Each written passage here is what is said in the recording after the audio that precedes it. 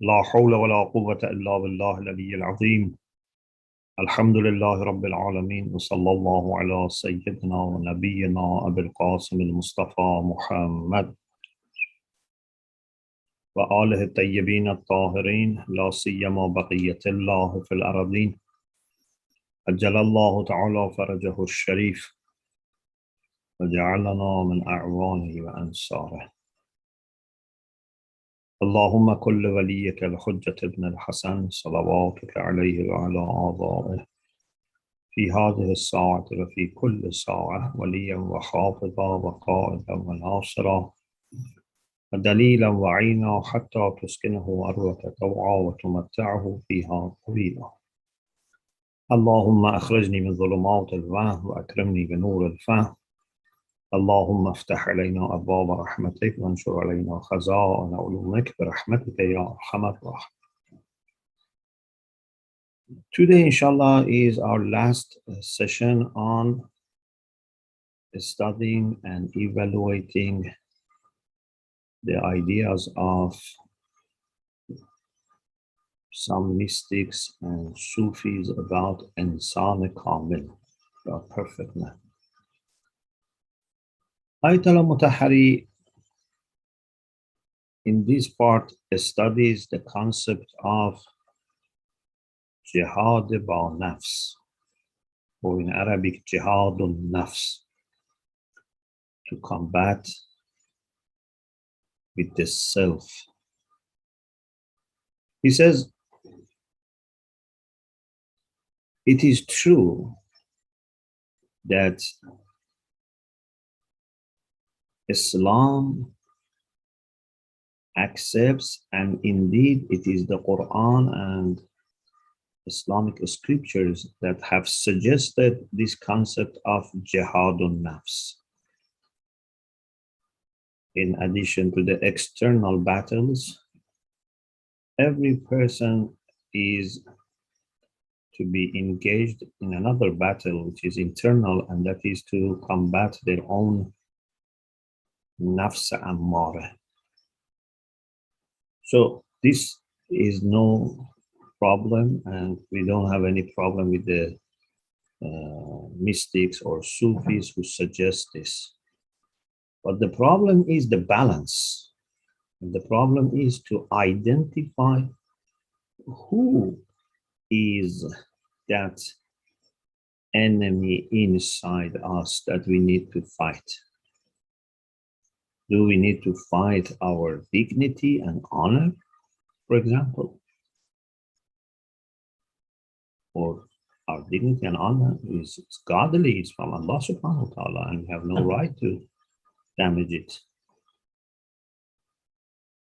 Quran says that if you want to reach heaven, you need to prohibit your nafs from going after her whims. Allah subhanahu wa ta'ala says, فَأَمَّا مَنْ تَقَى وَآثَرَ الْحَيَاةَ الدُّنْيَا فَإِنَّ الْجَحِيمَ هِيَ الْمَأْوَى وَأَمَّا مَنْ خَافَ مَقَامَ رَبِّهِ وَنَهَى النَّفْسَ عَنِ الْهَوَى فَإِنَّ الْجَنَّةَ هِيَ الْمَأْوَى. نَهَى النَّفْسَ عَنِ الْهَوَى. You need to resist against desires and demands and temptations coming from nafs. Check it, and if it is against our interest, against the will of God, then don't listen to our nafs. Or Quran, on the other hand, criticizes those that they have taken their own lower desires as their God, as their Lord. أَفَرَأَيْتَ مَنِ اتَّخَذَ إِلَهَهُ هَوَى. So the danger is there. Or in Surah Yusuf, Prophet Yusuf ala nabiyina wa alayhi salam said, there are two interpretations who said this, but one interpretation is this, that this was said by Prophet Yusuf alayhi salam. وَمَا أُبَرَّأُ نَفْسِي إِنَّ النَّفْسَ لَأَمَّارَةٌ بِالسُّوءِ إِلَّا مَا رَحِمَ رَبِّي. He says, even someone like Prophet Yusuf, still he is not saying that I have no worries or concern about my nafs and desires of my nafs. Because human soul, before it is purified, is ammaratun bisu. When something is the default condition, you need to be careful unless it is proved otherwise. And nafsa la ammaratun bisu, and the exception is illa ma rahima rabbi. If the mercy of Allah comes and gives us taqwa, or in the case of the prophets and imams, gives them isma. So no one should think that because they have been believers for some time, they have had good, history, so they are immune. A mu'min is never dismissing the chance that maybe in deeper layers of my nafs, I have issues, I have some impurities. Al-mu'minu dhaninun bi-nafsih. Mu'min should be always suspicious about himself or herself. About others, generally speaking, we don't need to be suspicious. We need to be careful, but not suspicious, generally speaking. Unless there are people who have history of being vicious, so we need to be suspicious. But generally speaking, we need to be just careful. And there's a difference between being careful and being suspicious. If you are careful, you try to evaluate everything that that person says or does carefully without prejudice. But if you are suspicious, so you have a background assumption that this person, even if he says something nice, maybe has another intention. Even if he is doing something right, maybe there's another thing, another agenda. So to be suspicious is not something that we can use it in general, because it puts you in a very defensive mode, and there's a great chance that you may dismiss some of the good things just because you don't want to take any risk. So we don't recommend this in social life. We need just to be careful. But with respect to ourselves, we have no other choice. If we are not suspicious about ourselves, because we so much love ourselves to the extent that we may worship ourselves, then problems may not appear to us. We always find problems in others. So again, exactly, in order to have good social life, every person has to be self-observing and somehow suspicious about himself or herself, so that maybe we can find out our problems and mistakes. Maybe, because even with this, there's a chance that we may not notice our problems.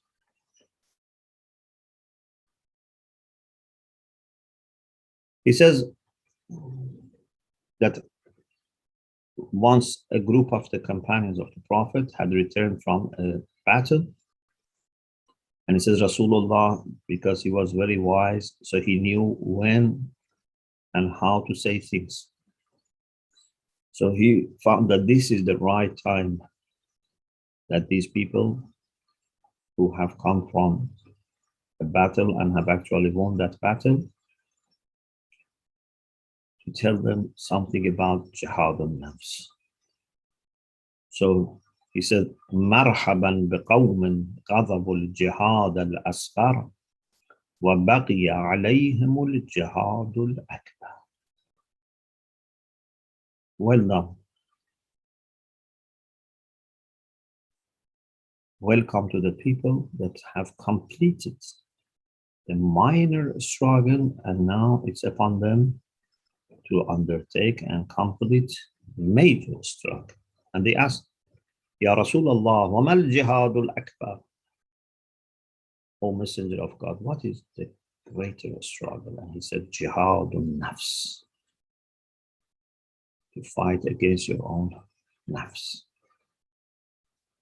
So far we have no issue with what we hear in the school of Irfan and Tasawwuf. But then sometimes the way they want to do this jihad al-nafs is not acceptable. And he says, I don't want to say that all the great mystics have made this mistake, but he says it is something that is not uncommon among some of the people who have written or made poems, etc., or instructed. They had followers to make this mistake. But he says, I don't say that even the great and akabir, great figures in Irfan, have made this mistake. No. For example, one problem that you find is that some of the mystics and Sufis, some of them, for jihadun nafs, they say you have to pressurize your body. You have to put your body under pressure and reduce your food, reduce your sleeping, not in a way that Islam says that we shouldn't eat too much or we shouldn't sleep. No, to very, very low degree. For example, try to sleep half an hour a day, or try to eat only, for example, some nuts during the day and night. To sleep on something which is very uncomfortable, like, for example, some of them in India, they put nails on a piece of wood and then sleep on the nails. But there are many nails so they don't go inside the body, but they are making rest very uncomfortable. So he says sometimes they suggest such things which have no root in Islam. Islam says our body also has rights over us. We need to look after our body. We shouldn't do zulm to our body. Yes, we shouldn't, make our body very lazy. We shouldn't eat too much or sleep too much, but there's a balance. This is one problem, but he says there are more important also problems. And in order to explain this, he refers to a method or a current among some Sufis, which is called malamati. There are people who are called malamatiye, and they have this salvation malamati, method of malamati. Malama means blame. Lama yalumu means to blame. Some of these people, some Sufis, they had this idea, and maybe in the school of Khurasan among Sufis, you find this more, he says. Not that everyone, but it's more common. But I'm not saying the majority, just it's common there. Their idea was that showing off or riya is very dangerous because you pretend to be better than you are and you are trying to please people. So it's very bad to be riyakar, to be showing off. But they suggested do the opposite. And that is to pretend that you are worse than what people think. Behave in the way that gives you a bad image in order to make sure that you are not showing off and rather you are fighting your nafs, because nafs wants to have respect, and your nafs, if it is not trained, even is happy if people mistakenly attribute good things to you. Yeah. For example, if I am not a knowledgeable person, I say, people say, he's very, mashallah, knowledgeable. If I have not trained my nafs, I become very happy. I don't bother, whether I'm truly qualified or not. So nafs, if it is not trained, would be happy even by people thinking in a mistaken way about him. This is why people do show off. And at least if you are a good person and not showing off, at least you would be happy if people think positively about you and know your good qualities. These people say, in order to fight our nafs, we have to pretend we are very bad person. Bad people. For example, they were not drinking khamra, but they were pretending. For example, coming out of, places of selling kham, and then after that, wiping, their lips as if they had, drunk, or pretending that they have relation with, bad women, although they didn't have relation, but they just were trying to do things that people accused them. It is interesting that, they were so committed for reaching a spirituality to do these things, which are very difficult. But this method is not acceptable, because Islam says your honor and dignity must be preserved. You cannot deceive people, neither by pretending to be better than you are, or deceive them by doing things that can be causing accusations. This is also not a truthful position. If you are not drinking wine, why you are pretending you are drinking wine? If you are not a thief, why you try to pretend that you are a thief so that people come and arrest you and put you into troubles, etc. Be honest and truthful and take care of your dignity and dignity of other people. Ayatollah Mutahari says maybe one reason that in some mystical literature they have talked about some notions that in the day-to-day conversation of people they have bad meanings. For example, they very much talk about maybe wine and place of selling wine and the person who distributes wine, for example, or about romantic love. They speak, and people may think they are talking about just worldly love. They have other meanings in mind, but he says maybe they speak in this way in order to give false impression to people that we are not good people. Maybe it's a trace of malamati method. He says even Hafiz, who is not malamati, but sometimes uses these terms maybe for this reason. Maybe there are other reasons, of course. For example, Hafiz says, Dila dalalat khairat konam be rah najat. Dilan is my dil, my heart. Dalalat means to guide, to show. So he calls his heart, or someone that he can consider as his heart. Shall I show you the path of salvation? مکن به فسق مباحات و زهد هم مفروش.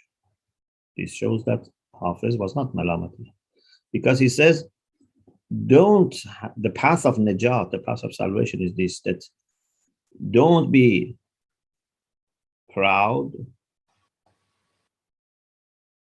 by showing to people that you are sinning, and also don't show off by pretending that you are someone who has ascetic life. In Farsi, we have this expression, zohd furushi. Zohd means asceticism, but zohd furushi means to sell it to people. It's like showing off, zohd furushi. So I put on some dress and, live the way that people think I am Zahid, because I want them to think I am Zahid, and I want them to, love me and respect me. So this is called zohd furushi.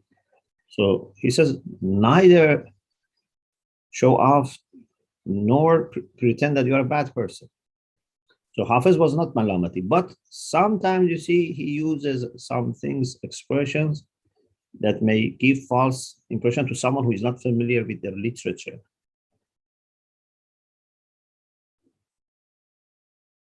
Another issue, which we already touched upon, but he wants to expand, is Sufism and dignity, izzat al-nafs. He says sometimes in Sufism,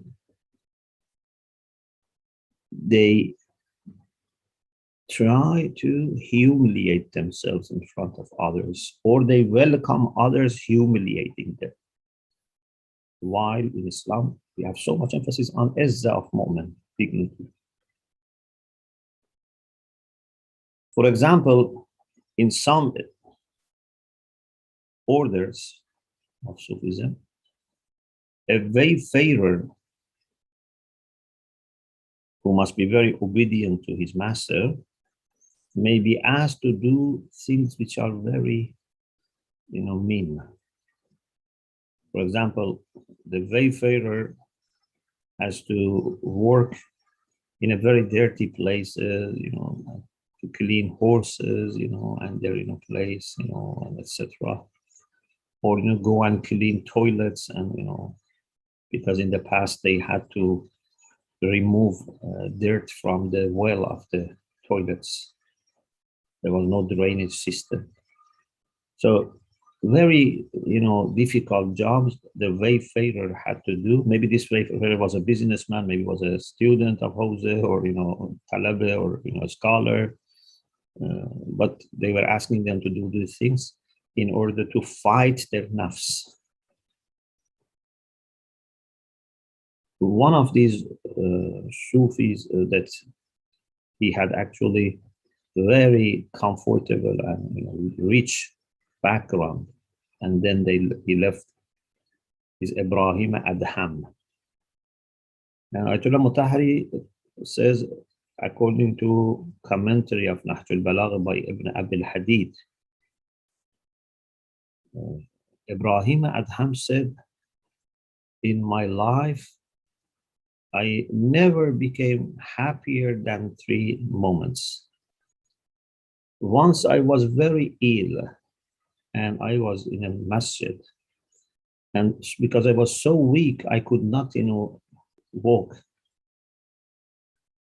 The caretaker of masjid, we call khadim, he came and wanted to send the beggars who were in the masjid, sleeping in the masjid, out. When he reached me, asked me, leave, and also kicked me a few times. But I was very weak and I was not able to walk and go. So everyone left, I was remaining.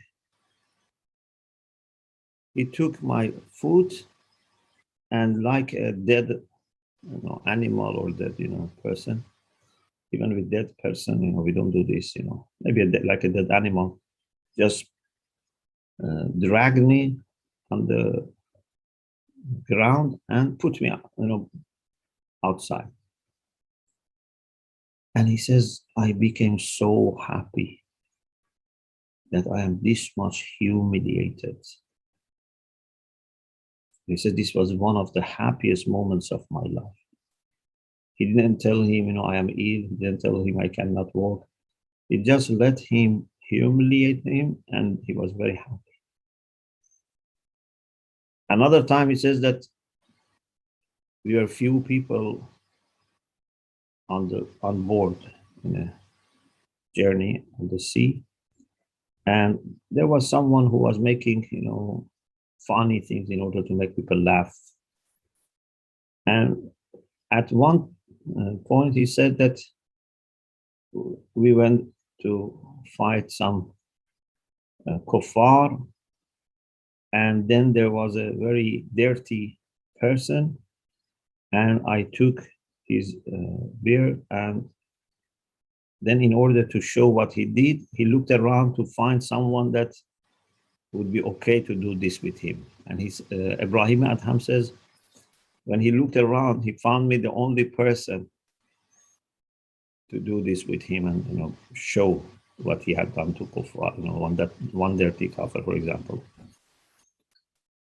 And he says, I became so happy that I was the only person that he felt he can humiliate.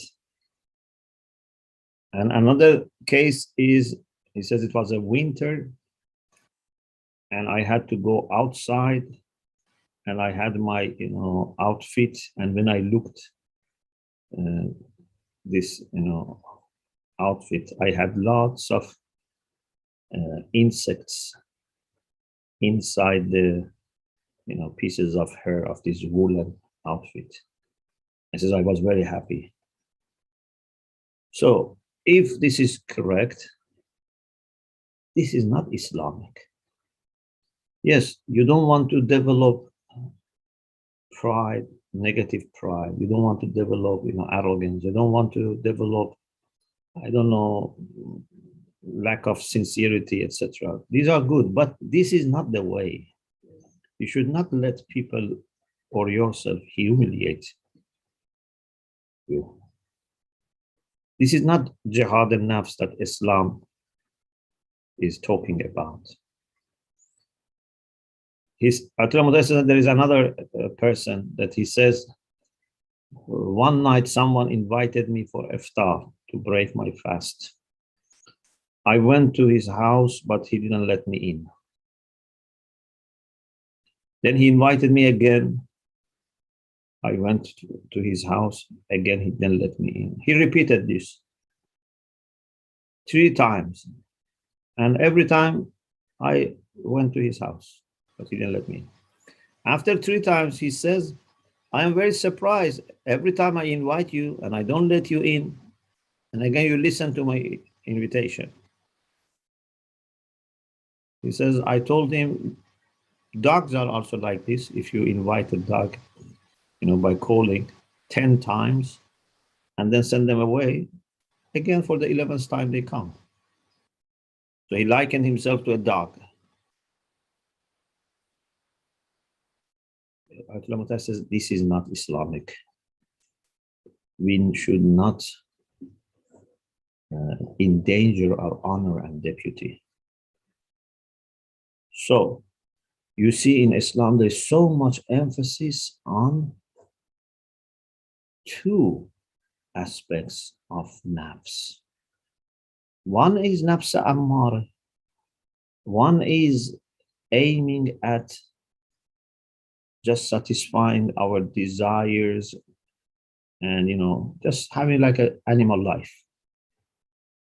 But the other one is very dignified. And that is our true nafs. That is to be on the top. And the other one should serve this one, not become the dominant one. Allah has blown his spirit, nafakhtu fihi min ruhi, in human beings. Of course, not that he has a spirit, but this is for honoring. He says, today in psychology, they have understood part of this discussion, that there is something as me, which is not my body and is very complicated and has different facets and different layers. And it is not just enough to say I have a soul or a spirit. There are so many things there. So psychology today is able to explore a small part of it. They have made some success. But he says, Urafa here have done great job. He says, I'jaz kardan. It's like miraculous job.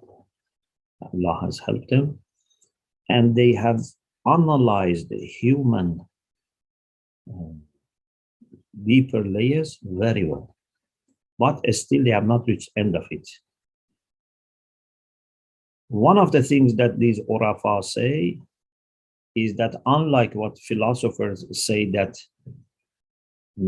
our self is the same as our spirit, and they stop here, for example, he says, Urafa say it's much more deeper and much more, complex than this.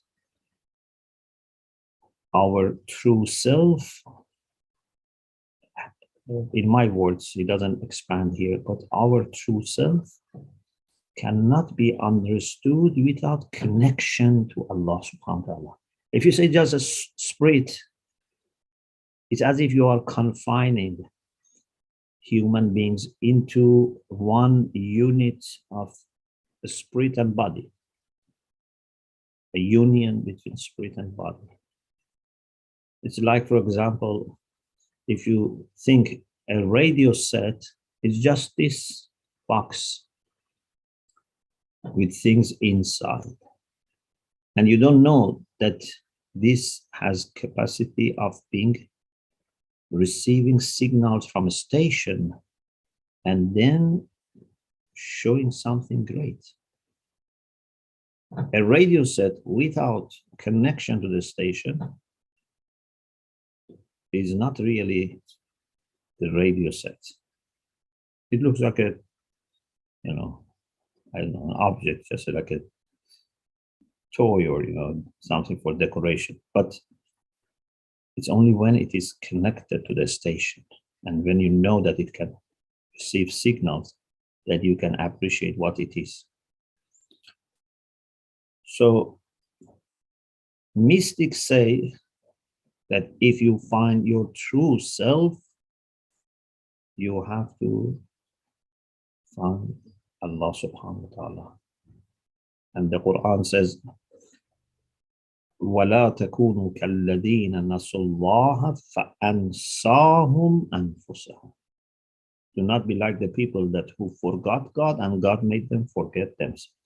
So without knowing God, we cannot know ourselves. And without remembering God, we cannot remember ourselves.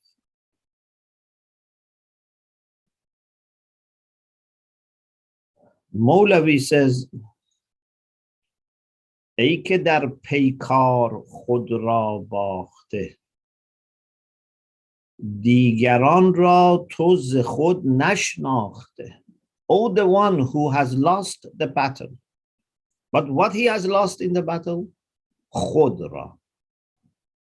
He has lost himself in the battle. Like, when someone is then taken as captive. Quran says that it's possible that sometimes we lose ourselves. Not only we lose money, we lose time, we lose in life. إِنَّ الْخَاسِرِينَ الَّذِينَ خَسِرُوا أَنفُسَهُم. The losers, the true losers are those who lose themselves. Imagine if I lose myself. It's the greatest loss. And of course, this is connected with losing my Lord. If I lose Allah, I lose myself. So Mawlavi says, oh, the one who has lost himself or his self in the battle, you have not made distinction between you and others. دیگران را تو ز خود نشناخته. Means you have not been able to distinguish between yourself and others. تو به هر صورت که آیی بیستی. بیستی means بیستی. که منم این والله آن تو نیستی. Whenever you take a form, you say, it's me. This is me. But it says, by Allah, you are not that form. You are greater than that. The positions we take, the roles we play, the stages that we go through in the life, we think these are us. But no, these are on the surface somehow. We are greater than all these things. یک زمان تنها بمانی تو ز خلق، در غم و اندیشه مانی تا به حلق. The sign of not discovering yourself is this, one sign. That when you are alone and no one is with you, you become so sad. Up to your throat, you are sad. He says, ta bihalq. It's full of sadness. Why I am alone? One of the ways of punishing people is that sometimes they put them in a cell alone, a soul, confinement. And Molavi says, had you found yourself and your valuable self, you would not be suffering if you are alone. In to کی باشی که تو آن اوحدی که خوش و زیبا و سرمست خودی. This is not you who is suffering when he's alone. You are that unique reality that is full of beauty and joy. If you had discovered your own self, you would not have felt so bad when you are left to yourself. And Ayatollah Mutahari says the spirit and the truth of and reality of ibadah, which is attention, paying attention to Allah subhanahu wa ta'ala, is helping us to discover ourselves, to regain ourselves. When we are alone with Allah subhanahu wa ta'ala, with the light of Allah, we are in a better position to discover ourselves.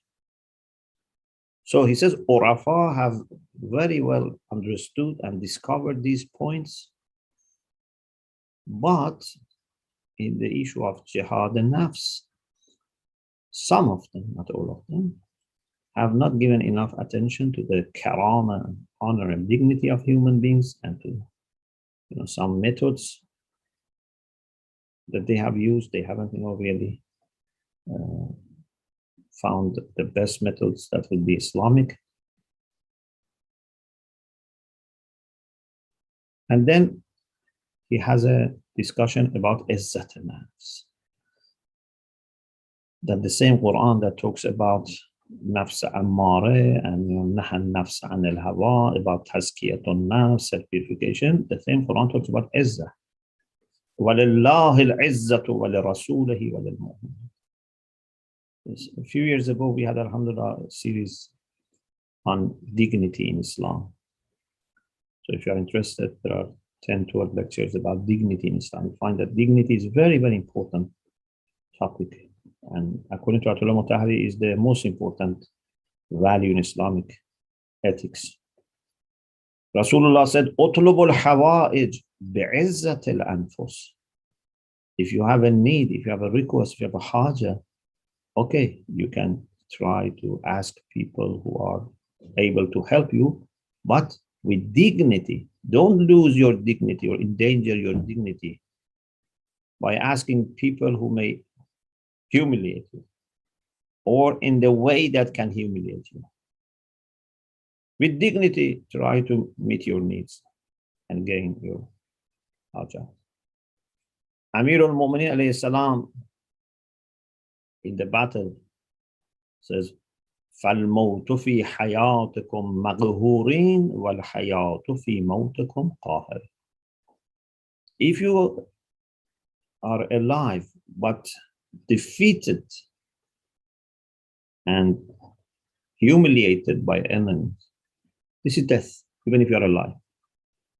But if you die while you are honored, this is true life. Or Imam Hussein alayhi salam said, Mawtun fi izz khayrun min hayatin fi dhul. Death with honor is better than life with humiliation, with losing dignity. Or the famous saying of Imam Hussein alayhi salam, that ألا وإن الدعي ابن الدعي قد ركض بين اثنتين بين السلة والذلة. I have been given a choice by Ibn Ziyad, and that is to choose between sword and humiliation. وَحَيْهَاتْ مِنَ الذِّلَّةِ. Zillah cannot reach us. We are very far from Zillah. And it's not my, like a personal preference. يَعْبَ اللَّهُ ذَلِكَ لَنَا وَرَسُولُهُ وَالْمُؤْمِنُونَ وَحُجُورٌ طَابَتْ وَطَهُرَتْ. This is against everything valuable. This is against what Allah wants from us. This is against what Messenger of God wants. This is against what believers want from us. This is against the upbringing that I have received from my pure mother. So, Zillah is not something that we can accept. Or, for example, he said, لا والله لا أعطيكم بيدي إعطاء الذليل ولا أفر فرار الأبيد, or in some version لا أقر قرار. He said, I'm not going to obey you and lose my honor. And then he ends with this expression. Before revolution and even sometime now, this is very much quoted, but mostly before revolution. There was a quotation attributed to Imam Hussein alayhi salam, "Inna al-hayata aqidatun wa jihad," because some people also wanted to encourage people to participate in, change of the system. So they were saying, Imam Hussein said, "Inna al-hayata aqidatun wa jihad." Life is a matter of aqidah and jihad, struggle. You have aqidah and struggle. Ayatul Mutahari says, as much as I have done research, I have not found such hadith from Imam Hussein alayhi salam. And it seems that this was part of a poem. A contemporary poet has made this poem. And it seems that some people then mistakenly thought it's from Imam Hussein alayhi salam. And the idea is, if it is taken carefully, if you take it generally, it's fine. In the sense that you have to have aqidah and, stand by your aqidah. But he says, if you take it literally, it's not very reliable and accurate. Why? Because it says, aqidatun, one aqidah, wa jihadun. Then it says every group of people, they can say, okay, we have one aqidah, we have one ideology, one religion, and we fight for it, or we struggle for it. Because it says aqidatun. So any person can say, I have aqidah and I am struggling for the sake of my aqidah. So he says, we don't need to, quote this, because this is not, first of all, proved to be from Imam Hussein, and secondly, it has some issues. But the main idea, yes, we have so many quotations that show that life is worth living if you manage to defend your dignity and honor. Not that you give away your dignity and honor and accept to be humiliated just in order to continue a few more days of eating and drinking.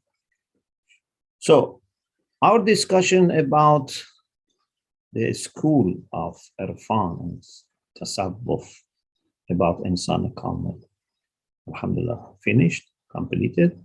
And the next session, inshallah, we will talk about the school of power. Those who think that the perfect man's most important characteristics is power. We'll talk about it, inshallah, next week. Alhamdulillah, Rabbil Alamin. Jazakallah. Another very inspiring and informative talk. I really enjoyed it. Thank you. So now the floor is open for Q&A. So if participants has any question, please utilize a raise hand option. Okay, so the first question is coming from Brother Jawad. Brother Javed Akhtar, please. Bismillahirrahmanirrahim. Assalamu alaikum. Alaikum assalam. Jazakallah. I am Javed Hassan Akhtar from Dera Ghazi Khan, Pakistan. MashaAllah. Thank you very much, Agajan. You very good dars on nafs, jihad-e-nafs and izzat-e-nafs. Can you share a few words on nafs-e-lawwama, another term, please, Yes. for my understanding? Thanks, sir. Sure. So, according to the Quran, human beings have different stages. One stage, which is the one that we start with, most of us start with, is nafs ammar. But then it can be transformed into nafs al-lawwam. Okay. Lawwam, instead of asking us to do bad things, blames us if we do bad things. This is lawwam. And then it is nafs mutma'inna, which is even higher than lawwam. So nafs al-lawwam is a kind of situation in between nafs ammare and nafs mutma'inna.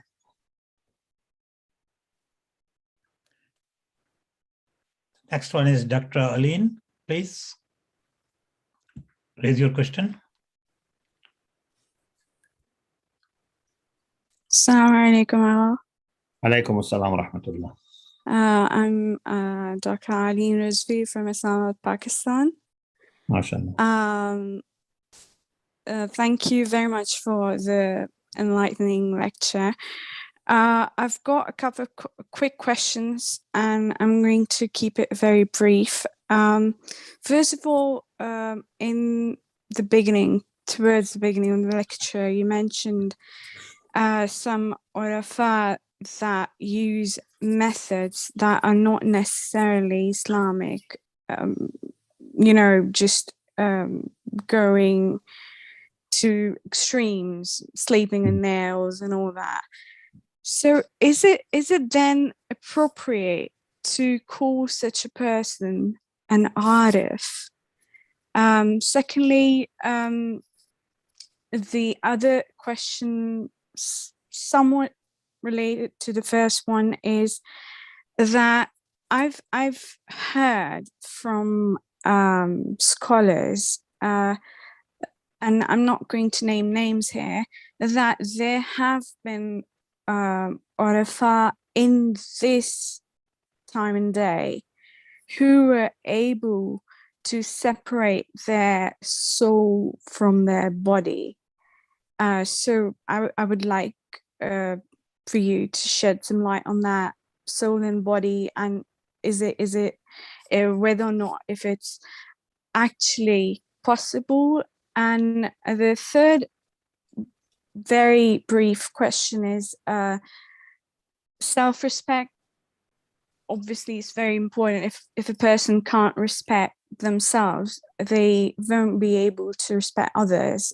It's just common sense. But where does one draw the line between self-respect and pride? Because Iblis was kicked out because of his pride. So where do we draw the line? And if you don't mind, this is irrelevant, but are those plants in the background real? If they are, I'd like to know their names. the plants in the background.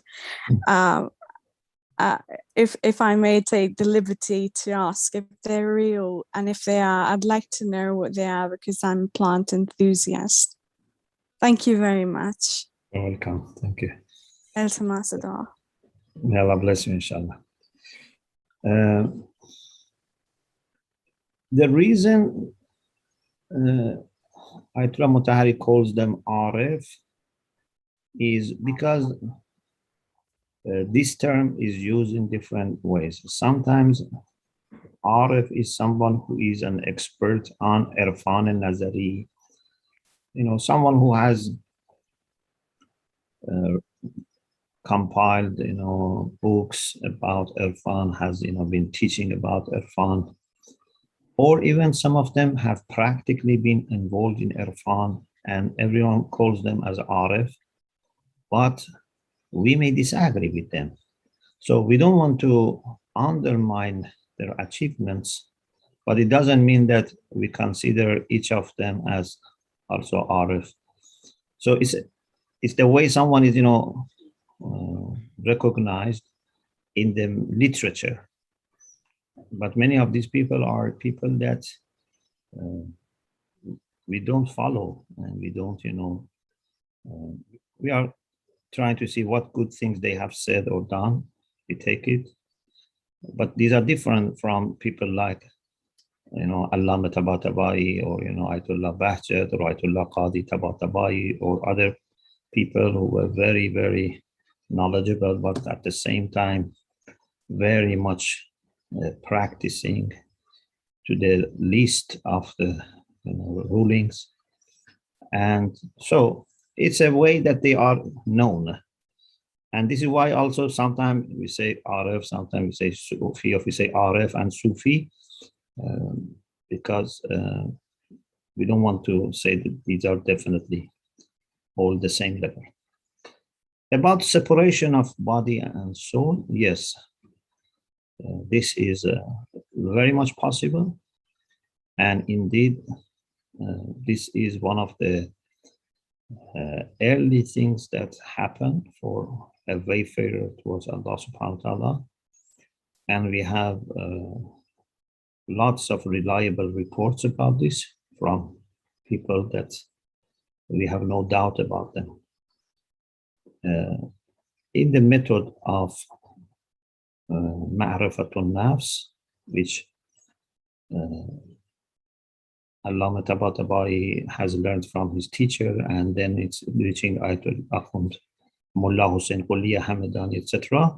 The focus is on Ma'rifatun Nafs, and one of the things that happens through Ma'rifatun Nafs is to first understand that you are not your body, and by deeply meditating on the self in separation from body, you reach the point that not only you understand your main reality is your soul, you can actually detach yourself from this body and from this world. This is something that's very possible.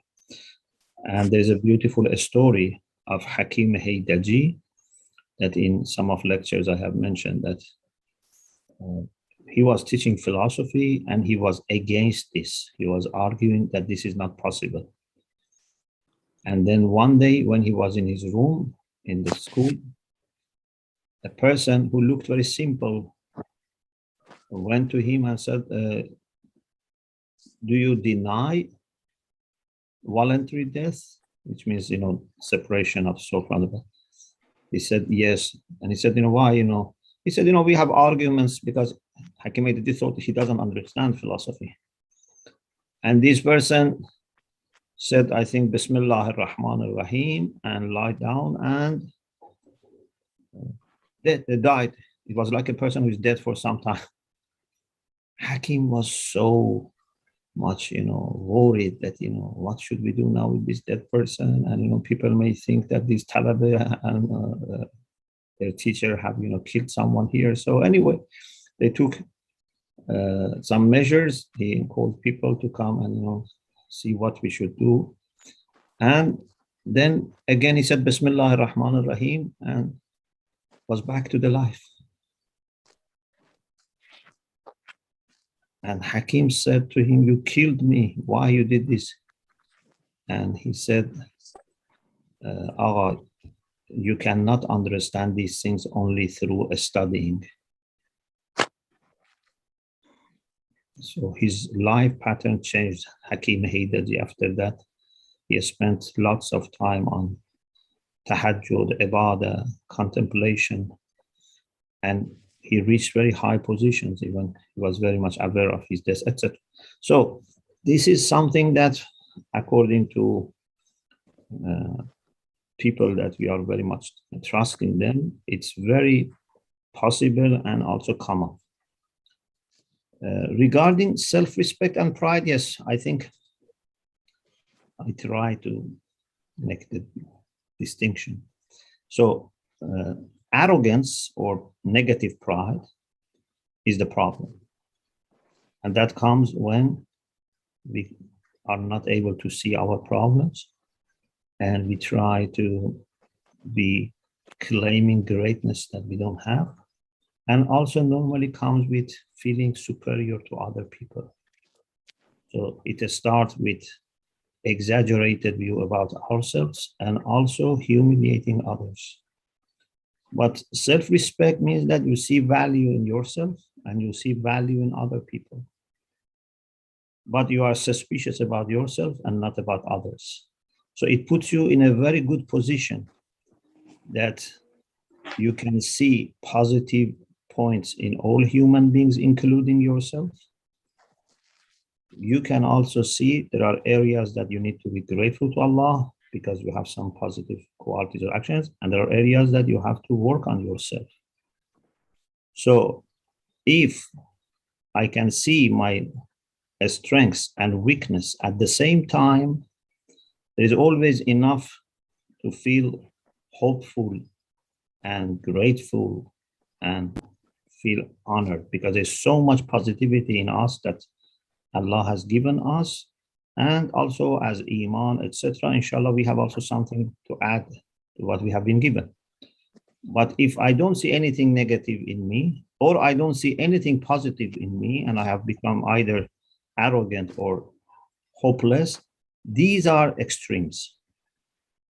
So we have to find the balance. Sometimes there are people who are so much losing their confidence that we need to give them hope, and we need to make them able to understand their own beauties. But most of people, unfortunately, they have exaggerated view about themselves. So in order to bring them to balance, we have to tell them to be humble. Regarding those plants, I don't know the name, but I think they are artificial. The family have purchased it, so I'm sorry, I don't know the name. Next, I throw to Sister Sayyida Kazmi. Please raise your question. Yes, and I have to leave 11th, and so I have 7 minutes because I have an appointment to go outside. Sorry for that. This is, I think, the last question, probably. Yeah, Okay. okay. Thank you very much. Thank you, Agha. Assalamu alaikum, Agha. Alaikum assalam wa rahmatullah. Agha, my question is regarding Izzat Nafs and connecting it with a normal life, domestic life, husband-wife life. When we come under discussion of problems with husband and wife, when the husband is not on the right path and he's creating problems, they say, look at the lives of those women who actually had a good character in history. For example, Hazrat Asya, that she was very patient in the face of Fir'aun even. So her, destination is Jannah. So when we look at this woman, this character, this woman, of course, when she will be dealing with this man in this journey, she will be having problems which will be hurting her self-respect, because it will not be very easy to deal with a person who is not really caring about, God, which is the actual creator. So same thing comes in today's life. Divorce, parting ways, breaking families is something which is very big thing. But if somebody has this potential problem of self-respect with, their mates, is it a correct way to change the ways on the base of this problem, that their self-respect has been, consistently being hurt and, unstable just because they are not on the same page, and the other person has nothing to do with anything except like hurting them and lowering their confidence in themselves. So what is a good way of dealing with this problem where there is kids, where this is a family? And in this way, if we just go and save our self-respect, families will be broken down. So what do you suggest in this regard? Self-respect doesn't mean that, for example, we need to cut off our relations with, our relatives or, family members or a spouse. Self-respect means that you know your value. You know how much Allah has honored and dignified you and other human beings. And every person is unique. In the eyes of Allah, you are unique. You are not one of many. If you have children, you understand that for you, every child is unique and is special. And even if you have many children, then for each child's joy or pain, you have a special feeling. It's not, one of many. So for Allah, we are all unique and special, very special. So when you know this value that you have, and then enrich it with your own ibadah and, righteous deeds, etc., you should feel so much empowered that if someone is rude, I don't feel I am losing my dignity. I feel very sad for that person. But I don't let that person think that he has been successful by, humiliating or damaging me. So we don't volunteer for humiliation like malamati people. But even if all my neighborhood, are against me, but I am not doing anything wrong, I should not let them have any impact on me. We have to fortify and strengthen our self-confidence. If all people of the world say that a man or woman of piety and dignity is doing wrong, if you know that you are right, it shouldn't affect you. Quran says, La yakhafuna fillah lawmata la'im. They don't have any fear for the sake of Allah, in the path of Allah, no fear of blame of any person. Just make sure that you are on the right path. You are not yourself, guilty. There is a very well-known incident that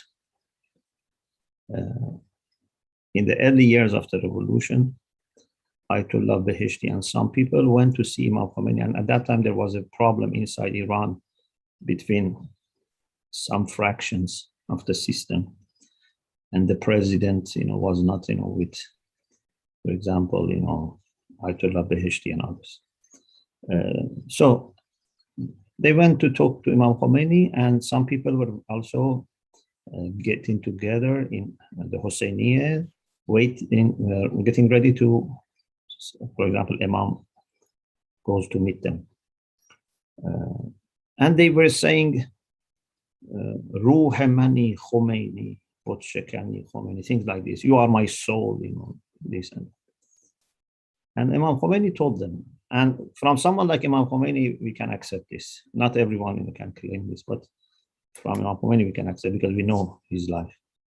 He said to Ayatollah Beheshti and others, these people that now are saying, these things about me, if all of them turn against me and, they say, death to Khomeini, and I am on the right position, it doesn't, affect me. If people praise us or if people blame us, it shouldn't affect us if we are with Allah subhanahu wa ta'ala, if we are on the right path. It's very difficult because very much we get affected by what people even think about us, let alone if they speak it. We don't want anyone to think badly about me, etc. But you have to strengthen yourself and reach this position. Imam Kazim alayhi salam says in hadith to Hisham ibn Hakam that if in your hand is a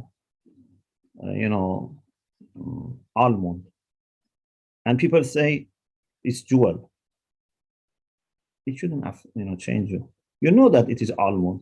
If all people say this is a, for example, expensive, jewelry, it shouldn't affect you. You shouldn't think, oh yes, very good, because people think. And if it's the other way around, if there is some jewelry, some gold in your hand, and people say it's almond, okay, you can think whatever you like. I know that this is gold. This is diamond. So if your husband or wife or in-laws don't show you respect, first of all, see if you have done something wrong or if there is a way you can improve. But if there is no solution, be 100% sure that they cannot take away your dignity unless you want. No one can take dignity of any person. Was Yazid able, with everything that he did, to reduce the dignity of Lady Zainab? Although they were taken as captive, they were forced to go from one place to another place, to sit here, to sit there, but they didn't manage to change their dignity. A lion is a lion even if it is in the cage. So we have to appreciate our dignity and protect it, and don't think too much about what bad people think about us or want to do about us. Pray for them. Pray for them and see how you can be more kind to them. This by itself puts you in a very strong position, inshallah. I know it's very difficult. I know that I myself still have to work on this, so I'm not saying that it's easy, but this is the way. Ahsantum, Jazakallah. May Allah bless you. Please make dua. We pray to Allah subhanahu wa ta'ala in this day of Jummah to hasten the coming of Imam al-Zaman Ajalallah ta'ala faraduhu sharif, and to make our relation with Imam al-Zaman a very special and meaningful and close relation. And we ask Allah to help us to understand and fulfill our duties towards our Imam and the community of our Imam and the humanity under our Imam. We ask Allah for shifa of all people who are ill, especially people who have severe illnesses.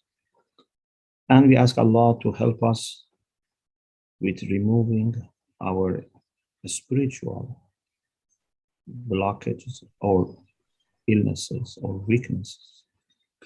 And we ask Allah subhanahu wa ta'ala that in this day of Jummah send His rahmah and mercy and maghfirah to all mu'mineen and mu'minat from beginning of history of mankind to the end, especially those who have rights upon us. May Allah be with you, and I pray you would have inshallah great days and nights. Iltimas ad-du'a. Shukran fi aman Allah. Ahsantum fi aman Allah. Ahsan. Thank you.